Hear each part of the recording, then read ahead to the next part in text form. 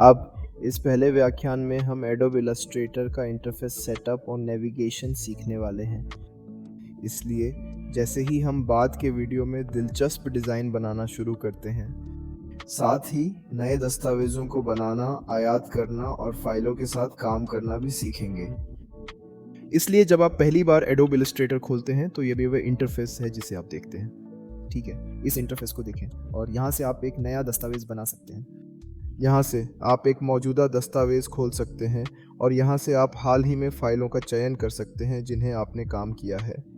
ठीक है, आप हाल की फ़ाइलों का चयन कर सकते हैं जिन्हें आपने काम किया है और यहाँ से आप एक मौजूदा टेम्पलेट के साथ प्रोजेक्ट शुरू कर सकते हैं। अब ये एक पत्र टेम्पलेट है, ये उन आयामों के साथ एक पोस्ट कार्ड टेम्पलेट है। जैसा कि आप अब देख सकते हैं, ये आयाम बिंदुओं में है ना? और फिर हमारे पास यहाँ अन्य टेम्पलेट्स हैं। हम अधिक टेम्पलेट्स देखने के लिए यहाँ क्लिक कर सकते हैं। ठीक है, इसलिए अब हम जो करने जा रहे हैं वह एक नया दस्तावेज़ बनाना है। अब क्रिएट न्यू पर क्लिक करें और जैसा कि आप देख सकते हैं, अब हमारे पास चयन के लिए टेम्पलेट्स हैं, लेकिन हम जो करने जा रहे हैं वह प्रिंट पर जाना है। ठीक है, प्रिंट पर जाएं और पत्र का चयन करें। ठीक है, अब आपको ध्यान दें, यदि आप अन्य टेम्पलेट्स का चयन करना चाहते हैं तो हमारे पास यहाँ कई और टेम्पलेट्स हैं जिनमें से आप चुन सकते हैं। ठीक है, इस पर निर्भर करता है कि आप क्या बनाना चाहते हैं, लेकिन मेरे लिए मैं सिर्फ प्रिंट और सही अक्षर का चयन करने जा रहा हूँ। अब हमारे पास यहाँ प्रीसेट डिटेल्स हैं। ठीक है, अब फाइल नाम शायद नया हो सकता है। ठीक है, और फिर अब हमारे पास यहाँ चौड़ाई और यहाँ ऊंचाई है और माप की इकाई यहाँ बिंदु है और पिक्सल जैसे माप की कई अन्य इकाइयाँ भी हैं। हमारे पास पिका है, हमारे पास इंच है, हमारे पास पैर और इंच है और यहाँ कई अन्य यूनिट प्रकार हैं। मैं इंच का चयन करूँगा और हमारे पास जिसे हम कला बोर्ड कहते हैं, अब मैं सिर्फ एक चुनने जा रहा हूँ और एक कला बोर्ड एक वर्क स्पेस की तरह है जहाँ आपका काम दिखाई देगा। ठीक है, और हमारे पास अभिविन्यास है, हमारे पास पोर्ट्रेट अभिविन्यास है और हमारे पास लैंडस्केप अभिविन्यास है। इस पर निर्भर करता है कि आप क्या चाहते हैं। ठीक है, और फिर हमारे पास उन्नत सेटिंग्स हैं और हम अभी के लिए उन्नत सेटिंग्स नहीं देखने जा रहे हैं। और जब आपके पास सब कुछ जैसा आप चाहते हैं तो आप बस क्रिएट पे क्लिक करें। अब ये हमारा नया दस्तावेज है जिसे एडोब इलस्ट्रेटर्स ने हमारे लिए बनाया है और जैसा कि आप देख सकते हैं, ये अब वही है जिसे हम कला बोर्ड कहते हैं। और जैसा कि आप देख सकते हैं, हमारे पास केवल एक कला बोर्ड है क्योंकि हमने केवल एक कला बोर्ड का चयन किया है। ठीक है, हमारे दाहिने हाथ की ओर आते हैं, हमारे पास गुणों का पैनल है। ठीक है, लेकिन अगर आपका ऐसा नहीं है तो बस खिड़कियों पर आओ, वर्क स्पेस पर आओ और सामान्य आवश्यकताएं क्लासिक और आवश्यकताएं क्लासिक चुनें। आपका वर्क स्पेस इस तरह दिखना चाहिए। यदि ये अभी भी आवश्यक क्लासिक चुनने के बाद ऐसा नहीं दिखता है तो बस फिर से विंडोज़ और फिर वर्क स्पेस पर आएँ और फिर आवश्यक क्लासिक को रीसेट करें। जब आप रीसेट आवश्यक क्लासिक पे क्लिक करते हैं तो आपके पास सब कुछ ऐसा होगा। ठीक है, अब हमारे दाईं ओर हमारे पास क्या है जिसे हम गुण पैनल कहते हैं और हमारे पास लाइब्रेरी है। ठीक है, इसलिए गुण पैनल का चयन करते हुए हम सिर्फ उन चीज़ों से गुजरने जा रहे हैं जिन्हें हम देख सकते हैं। अब ये गुण पैनल हमें चयनित आइटम के गुण दिखाते हैं। अब इस मामले में चयनित आइटम आर्ट बोर्ड है। ठीक है, क्योंकि हमारे पास कोई अन्य चीज़ें नहीं हैं, इसलिए आर्ट बोर्ड एक चयनित आइटम है और जैसा कि आप देख सकते हैं कि हमारे पास इंच के रूप में माप की इकाई है। हम माप की अन्य इकाइयों को भी चुन सकते हैं। ठीक है, और हमारे पास कला बोर्ड है, कला बोर्ड की संख्या ये 1 है। ठीक है, और फिर हम कला बोर्ड को भी संपादित कर सकते हैं।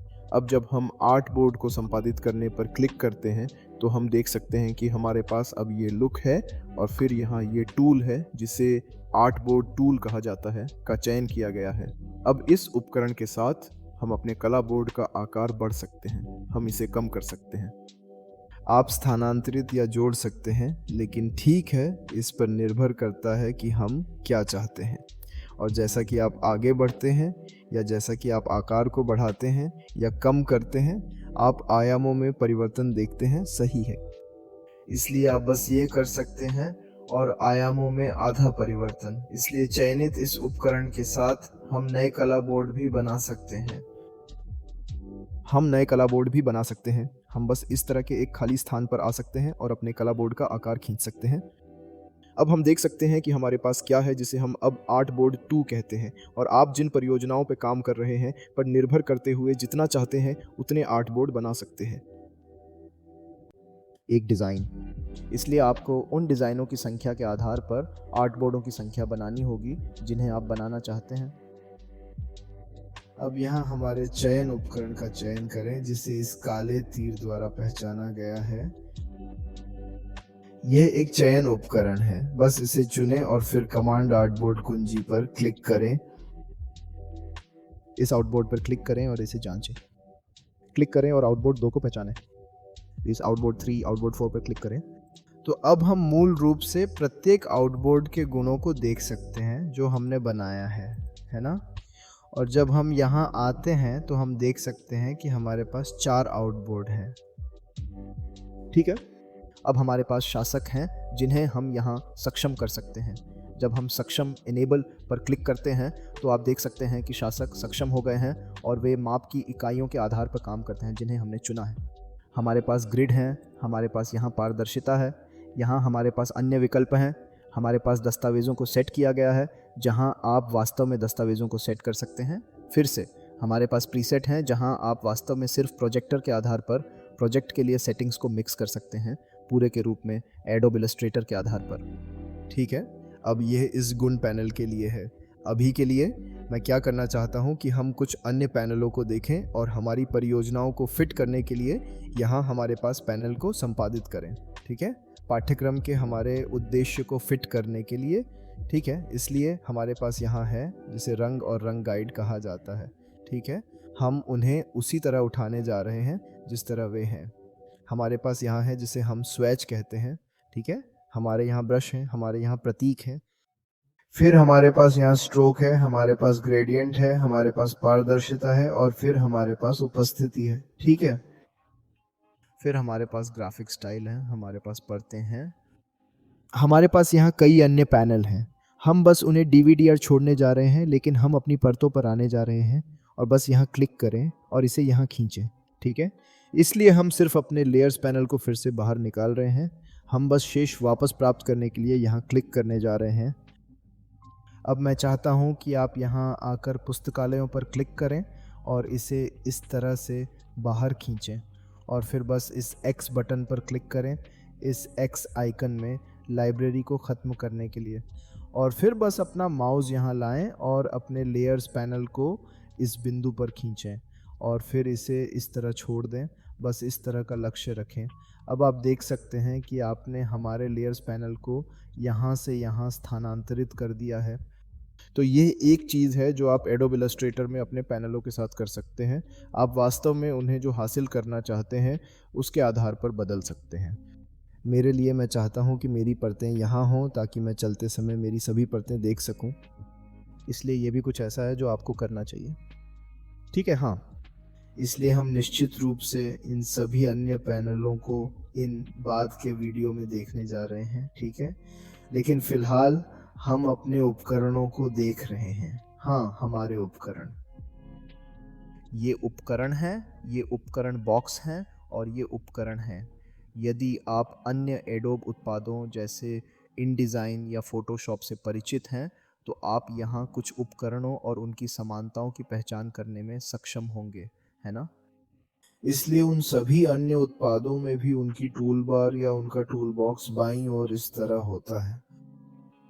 अब दो बहुत महत्वपूर्ण उपकरण हैं जिन्हें मैं चाहता हूं कि हम अभी देखें, और यह त्वरित चयन उपकरण और प्रत्यक्ष चयन उपकरण है। इसलिए यदि आप त्वरित चयन उपकरण पर क्लिक करते हैं तो आप बस इस आयत पर आते हैं और क्लिक करते हैं, ड्रैग ड्रैग ड्रैग करते हैं। मैं सिर्फ 3 प्रतियां खींचता हूं, है ना? फिर चयन उपकरण पर वापस क्लिक करें। अब यह उपकरण हमें पूरी वस्तुओं का चयन करने की अनुमति देता है। फिर बस उन्हें चारों ओर स्थानांतरित करें और उनका आकार बदलें, उन्हें घुमाएं। अब जब हम अपने माउस को इस तरह के किनारे पर लाते हैं, क्षमा करें, मैं नियंत्रण या कमांड में माउस व्हील या बटन का उपयोग करके झूम इन कर रहा हूं और ऑल्ट कुंजी और माउस व्हील कुंजी। मैं सिर्फ माउस व्हील को रोल रहा हूँ, जबकि ऑल्ट को जूम इन और जूम आउट करने के लिए दबाते हुए, ठीक है। और बाईं ओर दाईं ओर पैन करने या बाईं ओर दाईं ओर स्थानांतरित करने के लिए मैं सिर्फ कंट्रोल कुंजी और माउस व्हील को दबाता हूँ। एंड ये पीसी पर है। यदि आप मैक पर हैं तो आप कमांड कुंजी को दबाकर रखेंगे, है ना? हाँ। इसलिए चयन उपकरण हमें पूरी वस्तुओं का चयन करने और उन्हें स्थानांतरित करने, पूरी वस्तुओं का चयन करने और उन्हें स्थानांतरित करने में सक्षम बनाता है, जबकि प्रत्यक्ष चयन उपकरण हमें चुनने में सक्षम बनाता है, जिसे हम एंकर पॉइंट्स कहते हैं। अब जब हम चुनते हैं, जब हम यहाँ अपनी ऑब्जेक्ट पे क्लिक करते हैं, तो आप यहाँ 4 बिंदु देख सकते हैं, बार 34। ये वे बिंदु हैं जो एक आयत बनाने के लिए आवश्यक हैं, है ना? या एक चौकोर आकार। अब जब हम पूरे ऑब्जेक्ट पे क्लिक करते हैं, जैसा कि आप देख सकते हैं, ये बिंदु सभी नीले हैं, है ना? लेकिन जब आप लाते हैं, जब आप प्रत्यक्ष चयन उपकरण पर क्लिक करते हैं, तो आप आते हैं और यहाँ एक बिंदु पर क्लिक करते हैं। आप देखते हैं कि यह बिंदु जिसे आपने क्लिक किया है नीला हो जाता है, जबकि अन्य सफ़ेद रहते हैं, है ना? इसलिए इसका मतलब है कि यह बिंदु अब सक्रिय है, यह अब चयनित है। इसका मतलब है कि आप अब इसे ऊपर और नीचे ले जा सकते हैं। आप जानते हैं इसे ऊपर और नीचे ले जा सकते हैं, ठीक है? हाँ, अब इसे ऊपर और नीचे ले जा सकते हैं। अब जैसा कि आप इस एंकर पॉइंट का चयन करते हुए देख सकते हैं, हमें आपके दाहिने हाथ की ओर या गुण पैनल पर गुण भी देता है। अब इसे चुनते समय आप देख सकते हैं कि यह एक एंकर पॉइंट है जिसे चुना गया है, और आप ट्रांसफॉर्म गुण देख सकते हैं जो एक्स अक्ष पर स्थान और वाई अक्ष पर मूल्य है। और आप पूरे जहाज की उपस्थिति देख सकते हैं। ये पूरा जहाज है और ये क्षेत्र का रंग है। अब फील्ड कलर जहाज के अंदर का रंग है, जबकि ये सच्चा रंग जहाज के बाहर का रंग वास्तविक रूप से परिभाषित होता है। अब जैसा कि आप देख सकते हैं, ये सच्चा रंग काला है, खेत का रंग सफ़ेद है, ठीक है? हाँ, असली रंग काला है, क्षेत्र का रंग सफ़ेद है। और स्ट्रोक या एक मान है। ये स्ट्रोक की मोटाई को संदर्भित करता है, जो इस ऑब्जेक्ट में एक मान की सीमा में फिट होता है, जैसे यहाँ पर। जब आप इस स्ट्रोक को बढ़ाते हैं तो यह आकार में लगातार बढ़ता है और अधिक प्रमुख बनता है। और हमारे पास वही है जिसे हम अपारदर्शिता कहते हैं। अपारदर्शिता मूल रूप से ये है कि ऑब्जेक्ट कितना पारदर्शी है, और हम देख सकते हैं कि अपारदर्शिता अब भी 100 पर है। फिर हम इसे क्लिक करते हैं और नीचे खींचते हैं और देखते हैं कि पूरे जहाज की अपारदर्शिता कम हो जाती है, और इसका मतलब है कि ऑब्जेक्ट पारदर्शी हो जाता है। ठीक है, यहाँ प्रभाव हैं, लेकिन हम इसे आगे के पाठों में देखने जा रहे हैं, और हमारे पास अन्य विकल्प हैं। यहाँ हमारे पास संरेखण विकल्प हैं जो हमें अपनी वस्तुओं को संरेखित करने में सक्षम बनाते हैं। कृपया बस इस ऑब्जेक्ट पर चयन करें और इसे समन्वित रूप से इस तरह से व्यवस्थित करें। अब हमारी वस्तु हमारे कला बोर्ड के आधार पर या हमारे चयनित कला बोर्ड के संबंध में हमारे चयनित कला बोर्ड के आधार पर संरेखित है। इसलिए यह इसे y अक्ष में हमारे चयनित कला बोर्ड के बीच में संरेखित करता है, जबकि यह इसे x अक्ष के साथ हमारे चयनित कला बोर्ड के बीच में संरेखित करता है, और यह इसे यहाँ किनारे के लिए संरेखित करता है। ये ऊपर के किनारे पर, ये नीचे के किनारे पर, और यह दाहिने किनारे पर। तो ये वही है जो संरेखण उपकरण करता है। ठीक है, अब आप जानते हैं कि हमारा त्वरित चयन उपकरण और हमारे प्रत्यक्ष चयन उपकरण क्या करते हैं। अब हमारे पास यहाँ कई अन्य उपकरण हैं जिन्हें हम पाठों के लिए बहुत देखने जा रहे हैं, ठीक है? लेकिन बस यहाँ आएं और हमारी वस्तुओं को एक बार फिर से चयन करें और फिर इसे बाहर खींचें। अब इसे खींचते समय इसे बाहर खींचने के बाद आप देख सकते हैं कि यहाँ हमारे पास फील्ड कलर और सच्चा रंग भी है। ठीक है, हमारे पास फील्ड कलर और सच्चा रंग है, और आप यहाँ चुन सकते हैं। यहाँ डबल क्लिक करें और आपके पास जो रंग है उसके बजाय एक रंग चुन सकते हैं। ठीक है, क्लिक करने से रंग बदल जाता है। और सच्चे रंग के लिए भी आप बस डबल क्लिक करते हैं और आते हैं और देखते हैं कि हम इस ब्लू क्लिक को बनाना चाहते हैं। मैं यहाँ इस छोटे से आइकन के साथ अंत को बदल सकता हूँ। हम फील्ड कलर और सही कलर ट्रू कलर के बीच स्वैप कर सकते हैं। ठीक है, तो आइए यहाँ क्लिक करें, और जैसा कि आप देख सकते हैं फील्ड कलर सच्चा रंग बन जाता है, और इसके विपरीत जैसा कि हम यहाँ बटन पर क्लिक करते हैं और यहाँ ये बटन हमें कोई महसूस या कोई स्ट्रोक नहीं बनाता है। ठीक है, इसलिए जब हमारे पास यहाँ स्ट्रोक का चयन होता है और इस बटन पर क्लिक करना इसे एक खाली स्ट्रोक में बदल देता है। इसलिए महसूस के साथ भी जब हमारे पास फिली है और हम बटन पर क्लिक करते हैं तो इसे एक खाली महसूस में बदल देते हैं। ठीक है, मैं सिर्फ नियंत्रण जी के साथ अनडॉन्ग कर रहा हूँ। ठीक है, और यहाँ ये अन्य उपकरण हमें ऑब्जेक्ट का रंग दिखाता है। यह हमें वस्तु का रंग प्रदान करता है और यह ग्रेडियंट्स के बारे में बात करता है जिसे हम आगे के पाठों में भी देखने जा रहे हैं। इसलिए हमने उपकरणों, पैनलों और वर्कस्पेस का एक शुरुआत में पूरा विवरण दिया है, साथ ही हमारी परियोजनाएं भी स्थापित की हैं। अब हमें अगला ध्यान हमारे मेनू पर केंद्रित करना है जो देखने और समझने के लिए तैयार है। यह हमारा मेनू है, ये मेनू बार है। यहाँ फाइल विकल्प मौजूद है जहाँ आप एक नया दस्तावेज़ बना सकते हैं। आप टेम्पलेट का उपयोग करते हुए दस्तावेज़ बना सकते हैं, विभिन्न फाइलें खोल सकते हैं, हाल की फाइलें ब्राउज़ कर सकते हैं, दस्तावेज़ बंद कर सकते हैं, उन्हें सहेज सकते हैं, कॉपी सहेज सकते हैं, दस्तावेज़ निर्यात कर सकते हैं। इसके अतिरिक्त स्क्रिप्ट का उपयोग करने, दस्तावेज़ सेट करने, कलर मोड चुनने और प्रिंटिंग जैसे कई कार्य कर सकते हैं। इन सुविधाओं को अगले पाठों में विस्तार से समझा जाएगा। संपादन विकल्प में आप सरल पूर्ववृत्ति कर सकते हैं, फिर नियंत्रण Z से शिफ्ट कर सकते हैं और अपने कार्य को बेहतर ढंग से संचालित कर सकते हैं। क्योंकि हम करते हैं, हमारे पास कट है, हमारे पास कॉपी है, हमारे पास पेस्ट है, हमारे पास सामने पेस्ट है, हमारे पास पीछे पेस्ट है, हमारे पास जगह में पेस्ट है। ये सब सिर्फ स्वयं स्पष्टीकृत हैं। ठीक है, अब निश्चित रूप से हम इनको भी देखने जा रहे हैं। हम बाद के वीडियो में इन विकल्पों का भी बार बार उपयोग करने जा रहे हैं। मैं सिर्फ चाहता हूं कि आप उन्हें देखें या उनसे थोड़ा परिचित हों। हमारे पास यहाँ विकल्प हैं, हम अभी इस पर नज़र नहीं रखेंगे। हम उन्हें पाठों के लिए अधिक गहराई से देखने जा रहे हैं।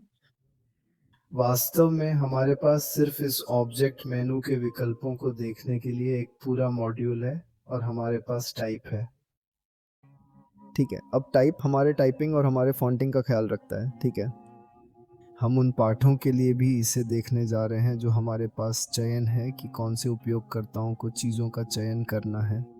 ठीक है, अब जब मैं इसे चुनता हूँ और चयन पर आता हूँ और भरने के रंग के आधार पर चयनित वस्तुओं या सीम पर आता हूँ, जैसा कि आप देख सकते हैं कि यह चयनित के कारण इस दूसरे को चुनने जा रहा है। मैंने एडोब इलस्ट्रेटर को रंग के आधार पर उसी वस्तुओं का चयन करने के लिए कहा है, इसलिए हर ऑब्जेक्ट जिसका इसका समान रंग होता है का चयन किया जाएगा। तो यही कुछ बातें हैं। ये उन चीज़ों में से एक है जो आप सेलेक्ट मेनू के साथ कर सकते हैं और आप सभी ऑब्जेक्ट्स का चयन करने के लिए इसका उपयोग कर सकते हैं और आप डिसेलेक्ट कर सकते हैं, आप रीसेलेक्ट कर सकते हैं, आप इन्वर्स सेलेक्ट कर सकते हैं। हम निश्चित रूप से इन विकल्पों का उपयोग आगे के पाठों में भी करने जा रहे हैं। हमारे पास वे प्रभाव हैं जिन्हें हम आगे के पाठों में भी देखने जा रहे हैं। हमारे पास दृश्य है और दृश्य मेनू पर विकल्प हैं जो मार्गदर्शन करते हैं कि हम अपने दृश्य पर क्या देखते हैं। अभी ये हमारा दृश्य है और हमारे दृश्य मेनू पर विकल्प हमें संपादित करने में सक्षम बनाते हैं जो हमारे दृश्य पर दिखाई देता है। ठीक है, शासक जैसी चीज़ें, जूमिंग इन और जूमिंग आउट जैसी चीज़ें स्क्रीन में फिट करें। ठीक है, परिप्रेक्ष्य लालच या लालच गाइड जैसी चीज़ें और इतने पर। ठीक है, हम निश्चित रूप से इन विकल्पों या इनमें से कुछ विकल्पों का उपयोग आगे के पाठों में करने जा रहे हैं। और फिर हमारे पास यह एक और है जिसे विंडोज़ कहा जाता है, निश्चित रूप से, और जिसे निश्चित रूप से हमने अपने इंटरफेस को सेट करने के लिए हर समय इस्तेमाल किया है। और यह जादू छड़ी पैनल है जो आपके लिए महत्वपूर्ण नहीं है। और हमारे पास है, देखते हैं पैनल को संरेखित करते हैं। यह संरेखण पैनल है। आप इस पैनल के साथ सभी प्रकार के संरेखण कर सकते हैं और आप ब्रश देख सकते हैं। और निश्चित रूप से हमारे यहाँ ब्रश हैं, ये सिर्फ बाहर निकलता है। और हमारे पास ये घटक है। आप यहाँ ढाल और कई अन्य पैनल देखते हैं जिन्हें हमारे व्यू पोर्ट्स अब संभाल नहीं सकते हैं। यहाँ हम सेटिंग्स को उपयुक्त तरीके से समायोजित कर सकते हैं। हम अपने व्यू पोर्ट को भी सेट कर सकते हैं। ठीक है, अब के लिए यह आवश्यक और पारंपरिक प्रक्रिया है। हम अपने पैनल या वर्कस्पेस को फिर से प्रारंभ कर सकते हैं जैसे आवश्यकता हो। हम अपने वर्कस्पेस पर मौजूद पैनलों के आधार पर नए वर्कस्पेस भी बना सकते हैं। वर्तमान में हम वर्कस्पेस का प्रबंधन कर सकते हैं। हम वर्कस्पेस के अलग अलग प्रीसेट चुन सकते हैं जो हम प्राप्त करना चाहते हैं। अंत में मैं कुछ और अवधारणाओं की जानकारी देने की कोशिश करता हूं, जैसे कुछ सरल लेकिन प्रभावी अवधारणाएं। यहाँ एडोब इलस्ट्रेटर में हमने झूम फीचर पर गौर किया है, जहां माउस व्हील से इसे नियंत्रित किया जा सकता है। हमारे पास झूम टूल भी है जो आपको आसानी से जूम इन और जूम आउट का अनुभव देता है। ये जूम टूल हमारी वस्तुओं को करीब से देखने या दूर से देखने के लिए उपयोगी है। और फिर हमारे पास यहाँ पैन टूल है जिसे आप पैन करने के लिए उपयोग कर सकते हैं। इस तरह आपको हमारे इंटरफेस के चारों ओर पैन देता है और अच्छी तरह से पैन टूल। हमारे पास पैन टूल के लिए एक शॉर्टकट भी है जो स्पेस बार कुंजी का उपयोग कर रहा है। जब आप स्पेस बार दबाकर रखते हैं तो पैन हैंड दिखेगा। क्लिक करने पर आप इसे खींच सकते हैं, इसलिए बार बार पैन टूल चुनने की ज़रूरत नहीं। ठीक है, और चलो इसमें से 2 का चयन करें और राइट क्लिक करें और ग्रुप पर क्लिक करें। अब ये हमारी वस्तुओं को समूहित करने का एक तरीका है ताकि हम उनके साथ एक समूह के रूप में काम करें। इसलिए इसके साथ हम सिर्फ अपना चयन उपकरण चुन सकते हैं और आप देख सकते हैं कि हम उन दोनों को एक के रूप में स्थानांतरित कर रहे हैं क्योंकि वे एक समूह में हैं। और जब हम अपने त्वरित चयन उपकरण या प्रत्यक्ष चयन उपकरण का उपयोग करते हैं तो हम व्यक्तिगत बिंदुओं का चयन भी कर सकते हैं जो समूह के अन्य भागों का चयन किए बिना है। हम समूह पर क्लिक करके इसे लागू कर सकते हैं। एक और विषय जाने, आइसोलेशन मोड क्या है? ठीक है, अब हमारे पास एक समूह है और जब हम किसी समूह पर डबल क्लिक करते हैं तो आप देखते हैं कि डिज़ाइन के सभी भाग ग्रिड आउट हो जाते हैं। ठीक है, इस पर ग्रिड आउट करें और हम इसे चुन नहीं सकते। आप किसी भी अन्य भाग का चयन कर सकते हैं, सिर्फ इन वस्तुओं के अलावा जो समूह में है। ठीक है, और यह कुछ समूहों को अलग करने का एक तरीका है ताकि आप डिज़ाइन के अन्य भागों को प्रभावित किए बिना उन पर व्यक्तिगत रूप से काम करें। अब सभी पर वापस जाने के लिए, उन आइसोलेट मोड से बाहर निकलने के लिए आप बस अपने वर्क स्पेस पर डबल क्लिक कर सकते हैं या देखते हैं आप बाहर निकलने और बाहर निकलना शुरू करने के लिए इस पीछे एक स्तर पर यहाँ क्लिक कर सकते हैं। ये आइसोलेशन मोड के लिए है और आप एक वस्तु के साथ आइसोलेशन मोड में भी प्रवेश कर सकते हैं। आइसोलेशन मोड समूह पर निर्भर नहीं, यह वस्तु पर भी लागू हो सकता है। ध्यान दें बस 2 टिप्स। इसलिए अब के लिए ये सब आपको एडोब इलस्ट्रेटर के साथ शुरू करने के लिए करने की आवश्यकता है। ठीक है, इसलिए हमारे अगले पाठ में हमें कुछ अद्भुत बनाने के लिए यहाँ कुछ उपकरणों के साथ काम करना शुरू करना चाहिए। ठीक है, अद्भुत डिज़ाइन बनाने के लिए और पूरे एडोब इलस्ट्रेटर से और भी बेहतर परिचित होने के लिए। तो अगले वीडियो में देखें। अलविदा।